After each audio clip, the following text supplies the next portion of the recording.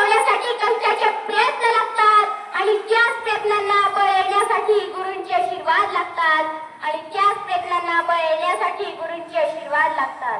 सन्माननीय व्यासपीठावर उपस्थित असलेले आजच्या कार्यक्रमाचे अध्यक्ष तसेच सूर्याच्या तेजाप्रमाणे चमकणारे माझे गुरुजन वर्ग आणि चांदण्याप्रमाणे चमकणाऱ्या माझ्या बंधू भगिनींनो, सर्वांना माझा नमस्कार. माझे नाव संस्कृती संतोष सालके. मी आता 6वी मध्ये शिकत आहे. गुरु म्हणजे विश्वास, वात्सल्य, गुरु म्हणजे ज्ञानाचे मूर्तिमंत प्रतीक, गुरु म्हणजे आदर्श आणि ज्ञानाचे मूर्तिमंत प्रतीक, गुरु म्हणजे ईश्वराचे दुसरे रूप. गुरुला आपल्या भारतीय संस्कृतीत खूप स्थान आहे. ज्या गुरूंनी आपले व्यक्तिमत्व घडविले त्या गुरुप्रती आपल्याला आदर व्यक्त करण्याचा, त्यांना नतमस्तक होण्याचा दिवस म्हणजे गुरुपौर्णिमा. माणूस हा प्राणी मात्रामध्ये सर्वात श्रेष्ठ समजला जातो, कारण माणसाजवळ विद्या असते आणि विद्या देण्याचे काम गुरुच करतात.